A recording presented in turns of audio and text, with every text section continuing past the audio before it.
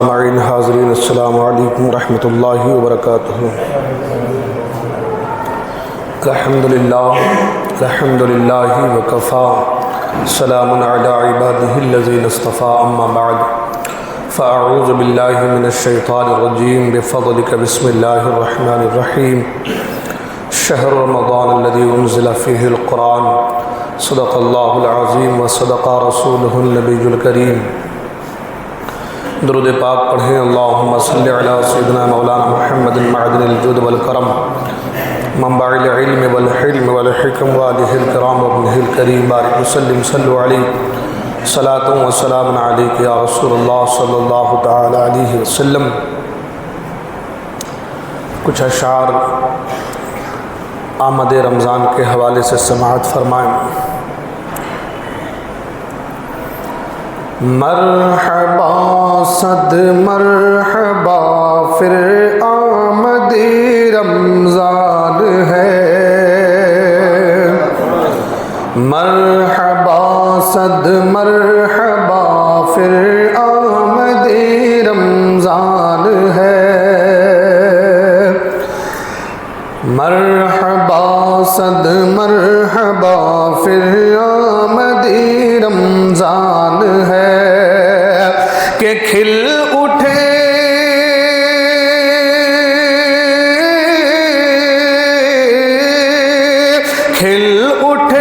مرجائے دل تازہ ہوا ایمان ہے،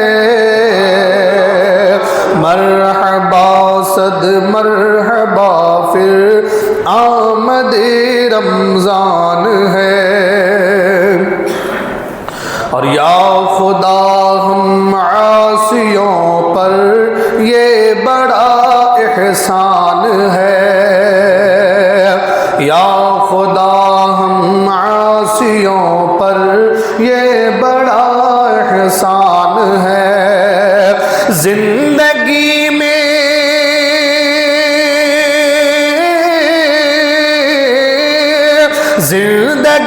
میں پھر عطا ہم کو کیا رمضان ہے، مرحبا صد مرحبا پھر آمد رمضان ہے۔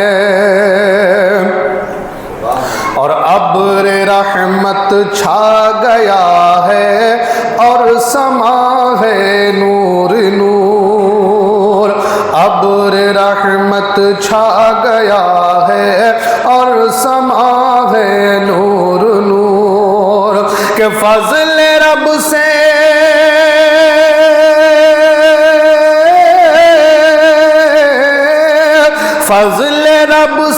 مغفرت کا ہو گیا سامان ہے، مرحبا صد مرحبا پھر آمد رمضان ہے۔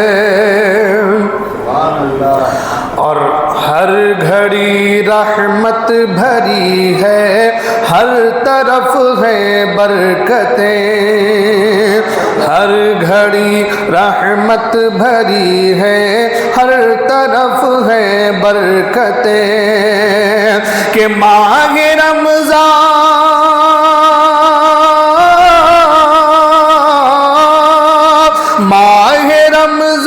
رحمتوں اور برکتوں کی کان ہے، مرحبا صد مرحبا پھر آمد رمضان ہے۔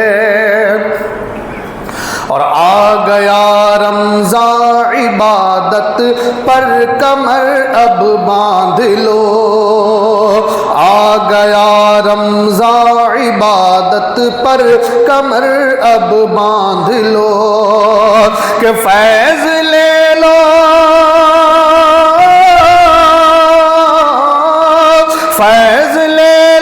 جلد، یہ دن 30 کا مہمان ہے، مرحبا صد مرحبا پھر آمد رمضان ہے۔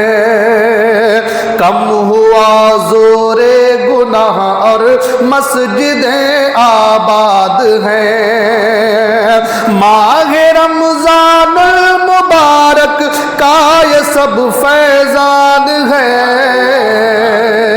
اور روزہ دارو جھوم جاؤ کیونکہ دیدار خدا خلد میں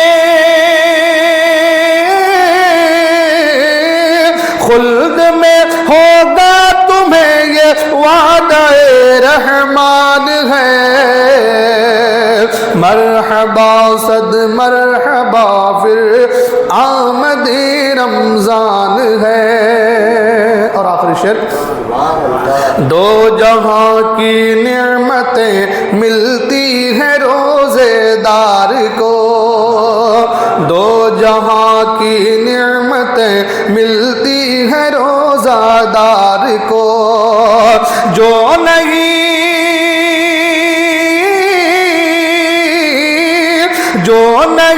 رکھتا ہے روزہ وہ بڑا نادان ہے۔ مرحبا صد مرحبا پھر آمد رمضان ہے۔ درود پاک پڑھیں، اللہم صلی علی سیدنا مولانا محمد معدن الجود والکرم وآلہ بارک وسلم، صلو علیہ الصلاۃ والسلام علیک یا رسول اللہ صلی اللہ تعالی علیہ وسلم۔ حضرات محترم، رمضان الکریم کا وہ پیارا برکتوں والا، رحمتوں والا، مغفرتوں والا مہینہ ہمارے اور آپ کے اوپر سایہ فگن ہونے والا ہے۔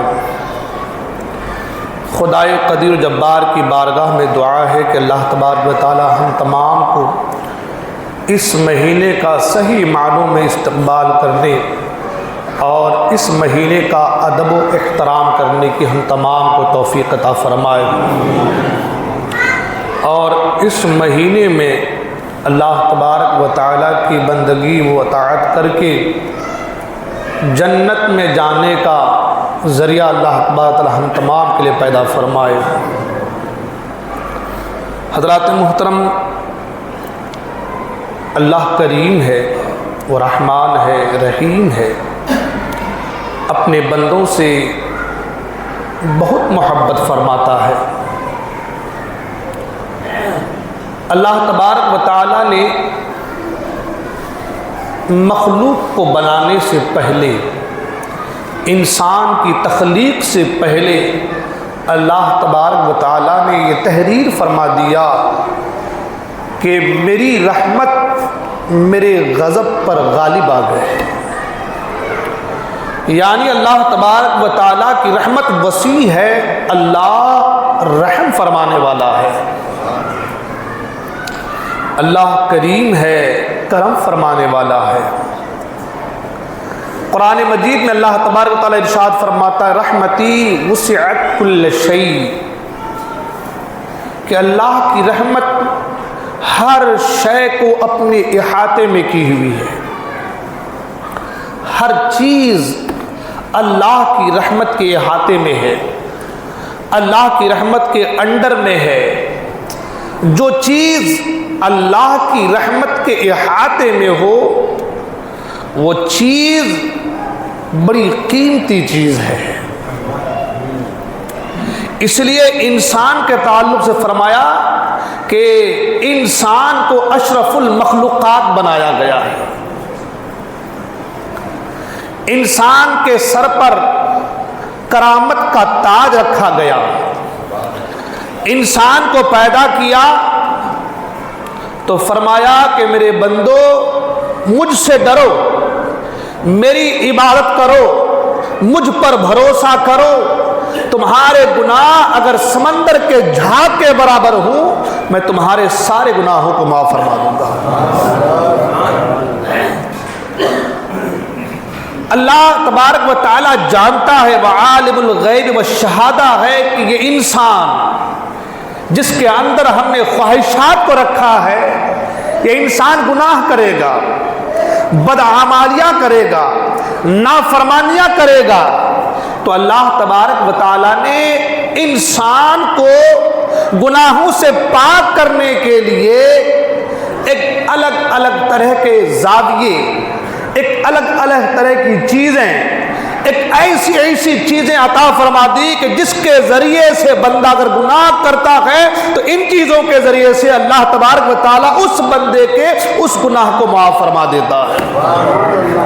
قرآن مجید میں اللہ ارشاد فرماتا ان الحسنات یذہبن السیئات، کہ بے شک اللہ نیکیوں کے ذریعے سے گناہوں کو مٹا دیتا ہے۔ یعنی اگر بندہ گناہ کر لیتا ہے تو اللہ فرماتا ہے کہ نیکیاں کر، میری بارگاہ میں آ، توبہ کر، سر کو جھکا، عاجزی کا اظہار کر، توبہ کر لے، میں تیرے سارے گناہوں کو معاف فرما دوں گا۔ تو گناہ اگر کوئی کر لے، گناہ کر لے، انسان تو خطا کا پتلا، یہ بڑی بات نہیں ہے۔ گناہ کر کے توبہ نہ کرنا یہ بڑی بات ہے، یہ بری بات ہے۔ اگر آپ سے گناہ ہو جائے، مثال سمجھے کہ بچہ اگر ماں باپ کے ساتھ بدتمیزی سے پیش آئے تو اس کا مطلب یہ نہیں ہوتا کہ ماں باپ کے دل میں اس اولاد کے لیے محبت نہیں ہوتی۔ اس کا مطلب یہ نہیں ہوتا کہ ماں باپ اس بچے کو دھکے مار گھر سے نکال دیتا ہے، پھر سارے راستے بند کر دیتا ہے کہ خبردار میرے گھر پہ قدم نہ رکھنا۔ اگر بچہ غصہ کر کے ماں باپ کے پھٹکار کے وجہ سے گھر سے باہر چلا جائے، بچے کو اپنا خیال نہیں ہوتا، لیکن ماں باپ کے دل دھک دھک کرنے لگتے ہیں کہ میرا بچہ باہر گیا ہے، ہم نے ڈانٹ دیا، نہ جانے کیا ہو جائے، ایک خوف سا لگا رہتا۔ یہ ماں باپ کی محبت ہے اولاد کے ساتھ۔ مگر اللہ تبارک و تعالی ایسا کریم ہے، اللہ ایسا رحیم ہے کہ ماں باپ بھی اگر اپنی اولاد سے محبت کرتے ہیں تو کچھ نہ کچھ اولاد کے ذریعے سے انٹرسٹ، کچھ نہ کچھ فائدہ ماں باپ کو حاصل ہو، یہ دل میں تمنا ہوتی ہے۔ کم سے کم اتنا تو ضرور ہوتا ہے کہ میرا بیٹا میرے بڑھاپے کا سہارا بن جائے۔ مگر وہ خدا اتنا کریم ہے، اتنا رحیم ہے کہ اللہ تبارک و تعالیٰ اپنے بندوں سے کچھ نہیں چاہتا، صرف اتنا کہ میرے بندے میری بارگاہ میں آ جا، مجھ سے لو لگا، مجھ سے مانگ، مجھ سے طلب کر، جو چاہتا ہے مجھ سے چاہا، جو مانگتا ہے مجھ سے مانگ، میں تیری ساری حاجتوں کو پورا فرما دوں گا۔ مگر آج ہم اور آپ ہیں، اللہ اکبر، ہمارا حال یہ کہ ہم نافرمانی پر اتر آئے، ہمارا حال یہ کہ ہم اللہ کے فرامین کو بالائے طاق رکھتے ہوئے نظر آئے۔ آپ جانتے ہیں ہم کس کی نافرمانی کر رہے ہیں؟ ہم اس کی نافرمانی کر رہے ہیں کہ جس نے ہمیں عدم سے وجود میں لے کر کے آیا۔ ہم کچھ نہ تھے، قرآن میں اس کی پوری تفصیل ہے۔ ثم جعلناه نطفة في قرار مكين ثم خلقنا النطفة علقة فخلقنا العلقة مضغة فخلقنا المضغة عظاما فكسونا العظام لحما۔ وہی رب ہے جس نے پانی کے ایک پھٹکے کے اندر اس کو گوشت کا لوتھڑا بنایا، اس میں ہڈی پیدا کی، ہڈی چڑھایا، اس میں جو ہے جان پیدا کی، اور پھر ایک انسان کی شکل دے کر کے اللہ نے آپ کو عدم سے وجود میں لے آیا۔ اور ساتھ ہی ساتھ ہمارے جو اعضا بنائے، جو ہمارے اعضا بنائے تو اس کے اندر خوبصورتی پیدا کی۔ وَلَقَدْ خَلَقْنَا الْإِنسَانَ فِي أَحْسَنِ تَقْوِيمٍ، اچھی صورت کے ساتھ اللہ نے انسان کو پیدا کیا۔ دو ہاتھ بنائے تو ایک کو بڑا ایک کو چھوٹا نہیں کیا، دو پاؤں بنائے تو ایک کو بڑا ایک کو چھوٹا نہیں کیا، دو کان بنائے تو ایک کو بڑا ایک کو چھوٹا نہیں کیا کہ بدصورت لگے، دونوں کو متوسط درجے پہ رکھا تاکہ انسان خوبصورت نظر آئے۔ بولنے کے لیے زبان دی اور زبان کے اندر گویائی عطا کی، جو ہم کھائیں اسے پچانے کے لیے ایک نظام دیا،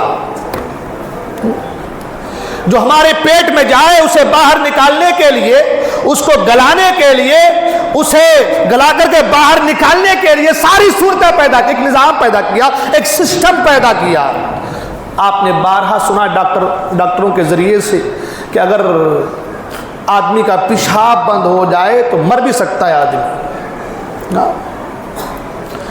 کھانا بھی ضروری ہے، اسے نکالنا بھی ضروری ہے، اسے پچانا بھی ضروری ہے۔ آج پیٹ خراب ہو تو آدمی دنیا کی دوائیاں استعمال کرتا ہے کہ پاچن شکتی بڑھ جانے چاہیے، مضبوط ہونی چاہیے۔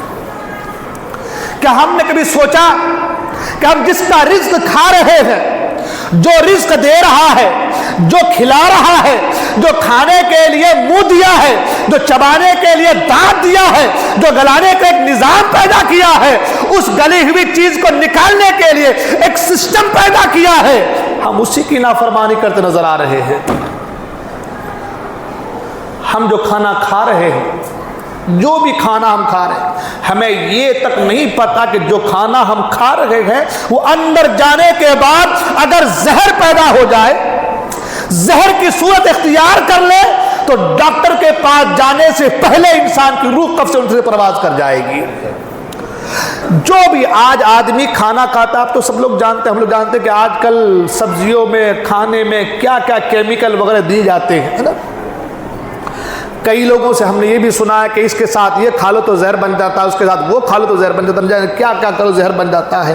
مگر ہم کئی چیزوں کا استعمال ایک ساتھ کرتے ہیں، وہ خدا کی ذات ہے کہ ان چیزوں کو زہر بننے سے پاک رکھتا ہے۔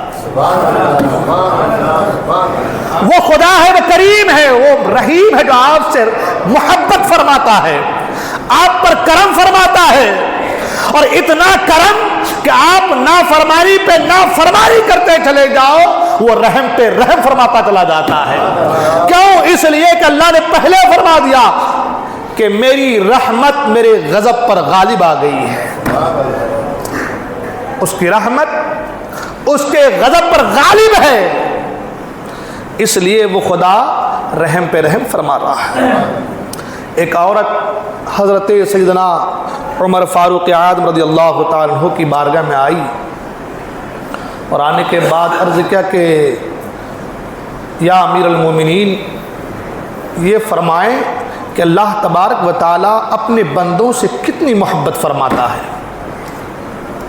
یہ فرمائیں کہ اللہ اپنے بندوں سے کتنی محبت فرماتا ہے۔ حضرت عمر فاروق اعظم رضی اللہ تعالیٰ عنہ نے غلام سے فرمایا کہ اس عورت کے گود سے اس کے بچے کو لے لو۔ سردی کا موسم تھا، آگ جل رہی تھی، کہا اس عورت کے گود سے بچے کو لے لو، اور حکم فرمایا کہ اس کے بچے کو آگ میں ڈال دو۔ حکم فرمایا کہ اس کے بچے کو آگ میں ڈال دو۔ جیسے ہی یہ سننا تھا کہ عورت تڑپ گئی، عورت تڑپ گئی۔ یا امیر المومنین، کیا مسئلہ پوچھنا گناہ ہے؟ میں آئندہ کبھی مسئلہ نہ پوچھوں گی، مگر میرے بچے کو آگ میں نہ ڈالیں، میرے بچے کو آگ میں نہ ڈالیں۔ تڑپ گئی، ماں ہے، محبت میں بچے کی اولاد تڑپ گئی۔ یا امیر المومنین، اگر ڈالنا ہی ہے تو مجھے آگ میں ڈال دیجئے، مگر میری اولاد کو آگ میں نہ ڈالیں۔ عمر فاروق اعظم نے غلام سے کہا کہ اس کے بچے کو اس کو واپس لوٹا دو۔ واپس بچے کو دیا۔ جیسی ماں کے پاس بچہ آیا، ماں بچے کو بوسہ دے رہی ہے، سینے سے لگا رہی ہے، ماں پیار کر رہی ہے۔ عمر فاروق اعظم رضی اللہ تعالیٰ نے فرمایا کہ عورت، تیرے بچے کو آگ میں ڈالنے کا ہمارا کوئی ارادہ نہیں ہے، میں تجھے صرف اس مسئلے کا حل سمجھانا چاہتا تھا، اس لیے کہ میں اگر زبان سے بولوں محبت الہی کی بات ہے، میری بات تیرے کتنے سمجھ میں آئے گی وہ مجھے معلوم نہیں، لیکن سن، جتنا تو اپنی اولاد سے محبت کرتی ہے اس سے 70 درجہ زیادہ اللہ تبارک و تعالیٰ اپنے بندوں سے محبت فرماتا ہے، اس سے 70 درجہ زیادہ اللہ تبارک و تعالیٰ اپنے بندوں سے محبت فرماتا ہے۔ جو خدا اپنے بندوں سے اتنی محبت فرماتا ہے، آج وہی بندے اس کی نافرمانی، گناہ پہ گناہ، غلط کام پہ غلط کام، برائی پہ برائی۔ آج حال ہمارا یہ ہو گیا ہے کہ ہم اپنی واہ واہی کے لیے، اپنی آنا کے لیے، اپنے آپ کو اونچا دکھانے کے لیے اس خدا کی نافرمانی کر رہے ہیں جس نے تمہیں اونچا بننے کی صلاحیت پیدا کی ہے تمہارے اندر۔ آج ہمارے یہاں کا شادی بیاہ کا پروگرام دیکھے آپ، خرچ پہ خرچ کیے جا رہے ہیں۔ کیوں؟ ہماری حیثیت کے مطابق خرچ ہونا چاہیے۔ لوگ کہیں کہ ہمارے گھر کی شادی ہے، ہو رہا ہے یا نہیں ہو رہا ہے؟ شادی بیاہ کے موقع پر، اور صرف آپ کے یاول کی بات نہیں کر رہا ہوں میں، ہمارے علاقے میں بہت فضول خرچی بہت زیادہ ہے نا. یو پی کو دیکھ لیں، بہار، بنگال، بہت زیادہ، یہاں سے کہیں زیادہ ہمارے یہاں فضول خرچی ہے. ہم لوگ گھر جاتے ہیں تو بار بار ان چیزوں کا ہمارے علماء کرام ذکر کرتے ہیں، لیکن آج کا ماحول یہ ہے کہ آج لوگوں کا حال یہ ہے کہ امام صاحب کی نہیں سنتے. کب؟ جہاں پر اپنی انا کی بات آتی ہے. وہ سوچتے ہیں کہ یہ امام لوگ، یہ مولوی لوگ، یہ مقرر لوگ یہ بولتے رہیں گے. مولوی بابا اپنے گھر سے نہیں بولتے، وہی بولتے ہیں جو اللہ اس کے رسول کا حکم ہوتا ہے. ان کا کام تمہیں سنا دینا ہے، بتا دینا ہے. اور ہدایت دینے والی ذات بھی اللہ کی ذات ہے. اگر سیدھی راہ پر رہو گے تو تمہارے بگڑے کام سنورتے نظر آئیں گے، اور اگر سیدھی راہ پر نہ رہو گے، نہ مولوی کا کچھ بگڑے گا، نہ کسی کا کچھ بگڑے گا. مگر جب روح قبض سے پرواز کر دے نکل جائے گی قبض انصری سے، تو پھر اس وقت حضرت سے ہاتھ ملتے رہو گے کہ میں نے کیا کر دیا. اللہ فرماتا یا ایھا الانسان ما غرک بربک الکریم. اے انسان، کس چیز نے تجھے فریب میں، دھوکے میں ڈال رکھا ہے، اس کریم رب کی بارگاہ سے دور رکھا ہے. کن چیزوں نے؟ یہ کپڑے، یہ لباس فاخرہ، یہ ہمارے مال و متاع، یہ دھن دولت، یہ بنگلے، یہ گاڑیاں، یہ سب یہی رہیں گی. جب آپ جاؤ گے تو تمہارے بدن کا کپڑا بھی تمہارے ساتھ نہیں جائے گا. تمہارے ساتھ اولاد تو چھوڑ دو میرے دوست، ماں، بہن، بھائی، بیٹے، رشتہ دار، عزیز، اقارب، اہل و عیال، پڑوسی، رشتے ہیں، یہ سب چھوڑ دو. تمہارے جسم کا لباس بھی تمہارے ساتھ نہیں جائے گا. تمہارے لباس بھی اتار لیے جائیں گے. جائے گا تو یہاں پر جو تم نے اچھے کام کیے ہیں وہ کام تمہارے ساتھ جائے گا، وہ عمل تمہارے ساتھ جائے گا. بس وہی چیز ہے جو تمہارے ساتھ جائیں گی، باقی کچھ جانے والی چیز نہیں ہے. اس لیے یہ دنیا میں رہنے کے لیے، چند دن برتنے کے لیے یہ سامان ہیں. چند دن برتنے کے لیے اللہ نے فرمایا قرآن مجید میں قل متاع الدنیا قلیل. یہ دنیا کے جو متاع ہیں، مال ہے، یہ سب قلیل ہے، تھوڑے سے ہیں. یہ صرف برتنے کے لیے ہیں. آپ کسی کے یہاں جاتے ہو مہمان، یا آپ یوں سمجھ لیں کہ آپ جاتے ہیں کہیں ٹور پر یا کہیں پکنک منانے کے لیے، تو برتن کچھ لے جاتے ہیں ساتھ کہ بس یہ کھانا کھانے کے لیے ہے. یا یوں کہہ لیں کہ آج کل تو اور اچھا ہو گیا کہ یوز اینڈ تھرو پلیٹیں آ گئی ہیں، گلاس آ گئے. اس کو آپ یوز کرنے کے بعد پھر سے ڈبے میں بند کر کے گھر نہیں لاتے ہیں، یوز کرنے کے بعد پھینک دیتے ہیں اسے.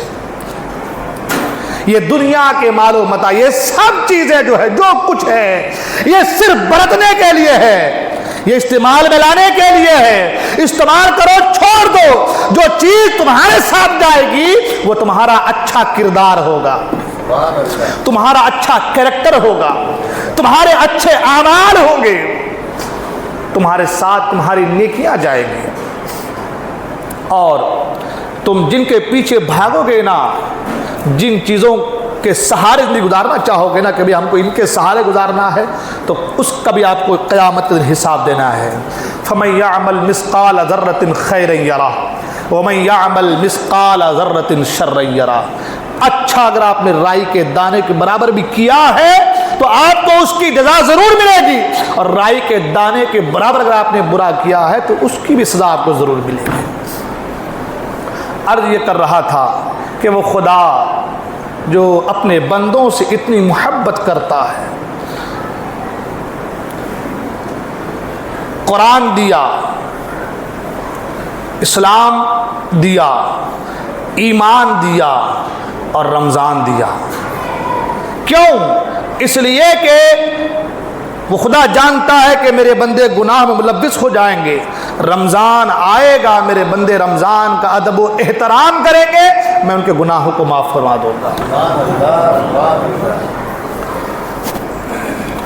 ایک بات میرے ذہن میں آئی، میں بہت سوچنے لگا. ایک دو دن سے شاید یہ بات میرے آ رہی. میں ایک تقریر جو ہے حضرت کی سن رہا تھا.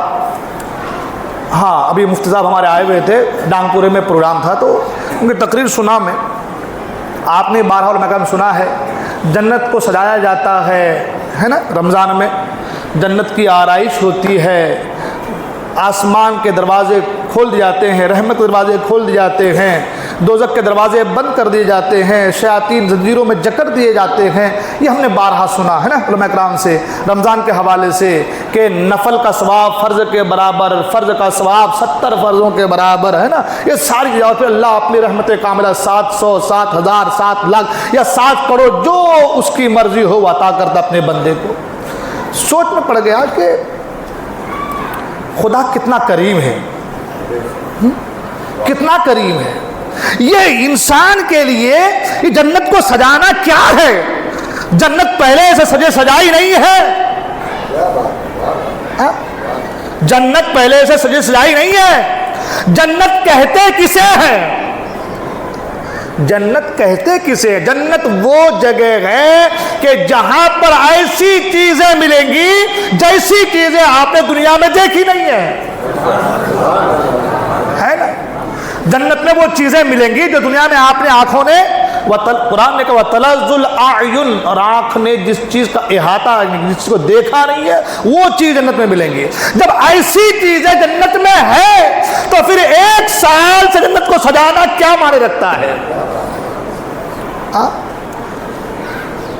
مانا یہ کہ اللہ فرماتا ہے میرے بندو دیکھو یہ تمہاری سمجھ کے مطابق ہے، یہ تمہاری سمجھ کے مطابق ہے، تمہارے لیے اتنا کر رہا ہوں، کم سے کم اس مہینے کا ادب کر کے میری بارگاہ میں آ کر کے اپنے گناہوں سے چھٹکارا پا لو۔ مگر اس کے باوجود ہم اور آپ گناہوں میں ملوث رہتے ہیں۔ کتنا کرم فرماتا ہے، جہنم کے دروازے بند، شیاطین بند، زنجیروں میں جکڑ دیے گئے، رحمت کے دروازے کھول دیے گئے۔ پہلا پہلا عشرہ رحمت کا، دوسرا عشرہ مغفرت کا، تیسرا عشرہ جہنم سے آزادی کا، پھر آخر دن جتنے سارے 29 دنوں میں جتنوں کی بخشش ہوئی اتنوں کو ملا کر کے پھر آخر دن بخشش، اتنا سارا فجر کے وقت 10 لاکھ گناہوں کی معافی۔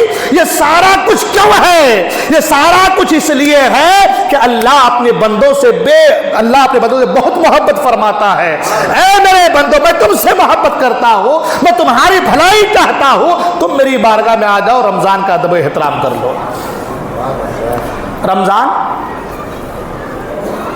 رمضان کے بارے میں ہمارا بھی حال یہ ہوتا ہے کہ ہم لوگ رمضان کو، پہلے کا زمانہ تھا کہ لوگ اہمیت دیتے تھے، اب دھیرے دھیرے وہ بھی گھٹتا چلا رہا ہے۔ ہمارے نوجوان خاص کر کے فجر ہوئی موبائلوں میں لگ گئے، کوئی سوتا ہے تو ڈائریکٹ 3 بجے 4 بجے اٹھتا ہے، یہ سارے معاملات ہو گئے ہمارے آج کل۔ ایک حدیث پاک ہے، صحاح ستہ کے حدیث پاک ہے، ترمذی شریف میں بھی ہے اور نسائی شریف میں بھی ہے۔ حضرت طلحہ بن عبید اللہ اس کے راوی ہیں، وہ روایت کرتے ہیں کہ 2 شخص حضور اکرم صلی اللہ تعالی علیہ وسلم کی بارگاہ میں آئے۔ میں رمضان کے تعلق بتاؤں، رمضان جو مل رہا ہے ہمیں، آپ کو، ہم کو جو مل رہا ہے، اس کی قدر ہم کیسے کریں، اس کا ادب و احترام ہم کیسے کریں۔ 2 شخص آئے اور آنے کے بعد اسلام قبول کیا۔ وہ خوش نصیب لوگ ہیں جنہوں نے حضور کی بارگاہ میں آ کر کے اسلام کو قبول کیا۔ حضرت طلحہ بن عبید اللہ طلحہ فرماتے ہیں کہ 2 شخص آ کر کے اسلام قبول کیا، دونوں میں سے ایک شخص ایسا تھا جب اسلام قبول کر ظاہر کے بعد وہ صحابی ہو گئے، حضور کی بارگاہ میں آنے کے بعد ایمان لائے اور حضور کے چہرے کو دیکھا تو صحابی بن گئے۔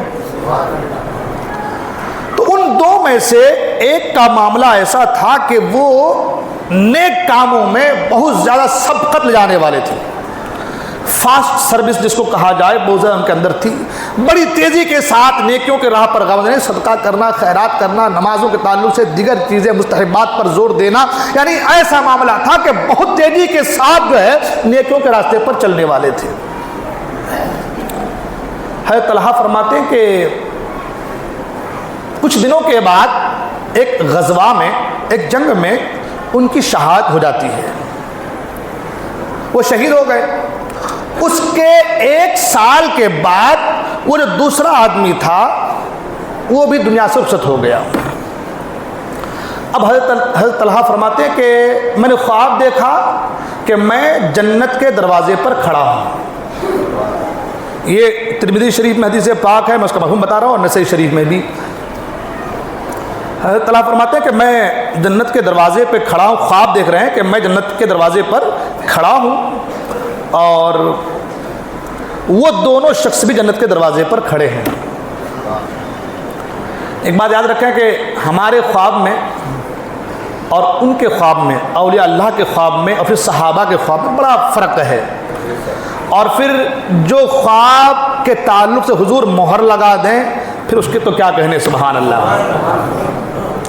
وہ فرماتے ہیں کہ میں نے دیکھا کہ وہ دونوں بھی جنت کے دروازے پر کھڑے ہیں، تو جنت سے ایک فرشتہ باہر آیا اور آنے کے بعد ان دو میں سے جو بعد میں فوت ہوا اس سے کہا کہ تم جنت میں چلو۔ اس کو لے کر جنت میں گئے۔ پھر تھوڑی دیر کے بعد فرشتہ آیا، وہ جو آدمی جو نیک کاموں میں بہت زیادہ سبقت لے جانے والا تھا، اچھے عمل پہ بہت زیادہ تیزی دکھانے والا تھا، اور پھر جو شہید بھی ہو گیا، دوسرے نمبر پر اس کو بلایا گیا کہ اب تم جنت میں آ جاؤ۔ اور پھر طلحہ فرماتے ہیں کہ پھر واپس آیا فرشتہ، مجھ سے کہا کہ ارجع، تم لوٹ جاؤ۔ کیا فرمایا؟ کہ تم لوٹ جاؤ، ابھی تمہارا نمبر نہیں آیا ہے۔ ظاہر سی بات ہے کہ طلحہ ابھی دنیا میں تھے، ظاہری حیات سے تھے، ان دونوں کا معاملہ تھا، ایک تو شہید ہو چکے تھے اور ایک وفات پا چکے تھے۔ تو ان سے کہا کہ تم واپس لوٹ جاؤ، تمہارا وقت ابھی نہیں آیا ہے۔ اب ان کی آنکھ کھلی، خواب سے بیدار ہوئے، ان کی آنکھ کھلی، تو جیسی آنکھ کھلی یہ لوگوں کو بتانے لگے، کہ دیکھو آج میں نے خواب دیکھا اور خواب میں میں جنت کے دروازے پہ کھڑا تھا۔ مگر تعجب کی بات ہے یار کہ جو آدمی نیک کام کرنے میں آگے تھا اور پھر وہ شہید بھی ہو گیا، اس کو جنت میں بعد میں لے جایا جا رہا ہے، اور جو آدمی نیکیوں کے معاملے میں ان سے پیچھے تھا، حالانکہ ہر صحابی جنتی ہے، سبحان اللہ، لیکن تعجب کر رہے ہیں، وہ لوگوں کو بتا رہے ہیں کہ وہ جو نیکیوں میں اتنا سبقت بھی ان کے مقابل اتنا سبقت بھی نہیں آتا تھا، اور پھر وہ شہید بھی نہیں ہوا، اس کو پہلے بلایا گیا جنت میں، یہ تعجب کی بات ہے۔ تو وہ لوگوں کو بیان کرنے لگے خواب۔ اب یہ بات پھیلتے پھیلتے حضور کی بارگاہ تک پہنچی، سبحان اللہ۔ جب یہ بات حضور کی بارگاہ تک پہنچی تو اللہ کے رسول صلی اللہ تعالی وسلم نے بلایا ان کو، حضرت طلحہ کو، اور بلانے کے بعد کہا کیا بات ہے؟ انہوں نے کہا یا رسول اللہ صلی اللہ علیہ وسلم، میں نے خواب دیکھا، میں جنت کے دروازے پر کھڑا تھا، میں تعجب میں پڑ گیا کہ جو نیک کام کرنے میں آگے رہتا تھا اس کو بعد میں جنت میں بلایا گیا، اور پھر وہ شہید بھی ہوا۔ اور شہید کے تعلق سے حدیث پاک بھی ہے کہ شہید جو عمل کرتا ہے تو شہادت کے بعد بھی اس کے عمل بڑھتے رہتے ہیں، اس میں افزائش ہوتی رہتی ہے، نشود و نما پاتا رہتا ہے۔ تو یا رسول اللہ یہ تعجب کی تو بات ہے نا، وہ شہید بھی ہوا ہے، شہید کا مقام کتنا بڑا ہے، بلند و بالا ہے، اور پھر وہ نیک کام میں بہت آگے بھی رہتا تھا، اسے بعد میں اور ان کو پہلے۔ تو اللہ کے رسول نے فرمایا کہ اے طلحہ اور اے لوگو، اس میں تعجب کی کیا بات ہے؟ اس میں تعجب کی کیا بات ہے؟ اب حدیث میں جو جملے ہیں، اللہ اکبر، میں اس کا مفہوم بیان کر رہا ہوں، جب آپ کو پڑھیں گے نا تو آپ کا ایمان تازہ ہو جائے گا۔ حضور نے فرمایا کہ سنو ایک بات، کیا وہ انسان جو پہلے جنت میں گیا، جو بعد میں جنت میں گیا، اس سے 1 سال تک زندہ نہ رہا؟ ہاں زندہ رہا، یعنی وہ جو شہید ہو گیا اس کے 1 سال کے بعد ان کا انتقال ہوا ہے، تو 1 سال تو یہ زندہ رہا نا؟ کہا ہاں 1 سال زندہ رہا۔ جب 1 سال زندہ رہا تو اس سال میں اس نے رمضان بھی پایا؟ کہہ رہا ہاں رمضان بھی پایا۔ میں بتا رہا ہوں آپ کو، یہ حدیث پاک سنیں اور اپنی قسمت پہ ناز کریں کہ اللہ نے ہمیں رمضان عطا فرمایا۔ ہاں، اور آج ہی سے دل میں گرہ باندھ لو کہ ہمیں رمضان کی قدر کرنی ہے، ہمیں تعظیم کرنی ہے، یہ ہمارے لیے ایک انمول تحفہ ہے جس کا کوئی مول نہیں ہے۔ فرمایا اللہ کے رسول نے کہ کیا اس نے رمضان نہیں پایا؟ حضور سوال کر رہے ہیں، حضور صحابہ سوال کر رہے ہیں کہ بتاؤ کیا اس نے رمضان نہیں پایا؟ کہا یا رسول اللہ ہاں اس نے رمضان پایا۔ جب اس نے رمضان پایا تو اس نے رمضان میں نماز بھی پڑھی ہوگی؟ کہا رسول اللہ ہاں نماز تو پڑھی ہوگی۔ ایک ایک جملے اس میں ہیں، سجدہ بھی کیا ہوگا؟ یا رسول اللہ ہاں سجدہ بھی کیا ہوگا۔ یا رسول اللہ فرمایا کہ کیا اس نے رکوع بھی کیا ہوگا؟ رکوع بھی کیا ہوگا۔ اعمال اچھے کیے ہوں گے۔ ایک ایک اعمال کا ذکر اللہ کے رسول صلی اللہ علیہ وسلم بیان فرما رہے ہیں، ان سے پوچھ رہے ہیں ایسا کیا تھا، کیا ہوگا؟ ہاں رسول کیا ہے، ہم ہمارے ساتھ رہتے ہیں، ہم نے دیکھا ہے ان کو رمضان میں نماز بھی پڑھتے تھے، تراویح بھی پڑھتے تھے، اعمال بھی کرتے تھے، اچھے اعمال بھی کرتے تھے، سارا کچھ کرتے تھے۔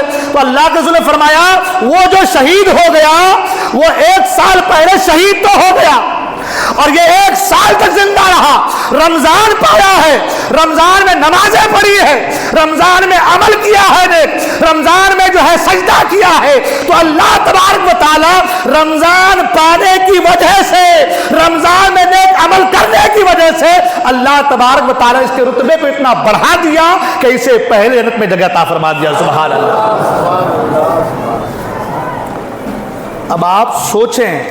اب آپ سوچیں کہ ایک آدمی، ایک انسان اگر رمضان کو پالے تو یہ برکتیں اسے، یہ سعادتیں اسے حاصل ہوتی ہے۔ ہم اور آپ رمضان پانے کے بعد، پہلے تو رمضان مل جانا یہ ہمارے مقدر کی معراج ہے، پھر رمضان ملنے کے بعد بھی اگر ہم اس مہینے کی تعظیم نہ کر سکے تو پھر ہماری قسمت پر تف ہے میرے دوست۔ وہ آپ نے حدیث سنا ہوگا سر کہ حضور جب پہلے زینے پر قدم رکھا تو فرمایا آمین، دوسرے پر رکھا تو کہا آمین، تیسرے زینے پر قدم رکھا تو کہا آمین۔ تو اس میں سے ایک چیز یہ بھی دعا کرنے والے جبرائیل ہے نا، اور آمین کہنے والے مصطفیٰ کریم،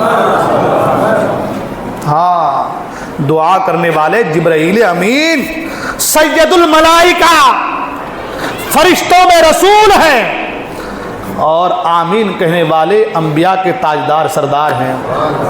اور دعا کیا ہو رہی ہے کہ وہ ہلاک ہو جائے جو رمضان کو پائے مگر رمضان کی تعظیم کر کے اپنے گناہوں کی بخشش نہ کروا دے۔ اللہ اگر تعظیم رمضان کر کے اپنے گناہوں کو بخشوا لیا تو پھر سمجھو کہ آپ اور ہم کامیاب ہو گئے، اور اگر ایسا نہیں ہوا تو ہمارے لیے ہلاکت ہے۔ لہذا رمضان کا احترام، رمضان کا ادب، اس چیز کو ملحوظ نظر رکھیے، اس چیز پر غور کیجئے، اپنے قسمت پر اترائیے کہ ہمیں اس بار پھر سے رمضان مل گیا ہے۔ کیا پتا کہ اگلا رمضان ہمیں میسر ہو یا نہ ہو، کیا پتا کہ اگلا رمضان ہمیں ملے یا نہ ملے۔ اگر یہ مل گیا ہے تو یہ موقع اسے غنیمت جانیے۔ کاروباری لوگ ہیں سب بابا، ہے نا، آج کوئی دکان میں آفر لگ جائے کہ فلاں دکان میں آپ جو ہے 10 روپے میں 2 چیزیں لے سکتے ہیں 2 in 1، تو آدمی کی لائن لگ جاتی ہے کہ بابا 10 روپے میں 2 چیزیں ہمیں مل جا رہی ہے، بڑی سستی چیز ہے، تو بھائی آفر مل جاتا ہے آدمی، تو آدمی وہاں بھاگا بھاگا پھرتا ہے۔ یہ ہمارے اور آپ کے لیے بہت بڑا سنہرا آفر ہے، یہ ہمارے اور آپ کے لیے کیا ہے؟ بہت بڑا آفر ہے۔ اس آفر کا لابھ اٹھائیے، اس آفر کا فائدہ اٹھائیے، اپنے گناہوں کی معافی چاہیے، اپنے رب کی بارگاہ میں گڑ گڑائیے، توبہ کیجیے، معافی مانگیے، وہ کریم ہے، آپ پر کرم کی بارش نازل فرمائے گا۔ بولنے کے لیے وقت جو ہے بہت کم ہے۔ اللہ بات ہم تمام کو کہنے سنت عمل کرنے کی توفیق عطا فرمائے، ہمارے گناہوں کو معاف فرمائے، ہم تمام کو دارین کی سعادتوں سے مالا مال فرمائے۔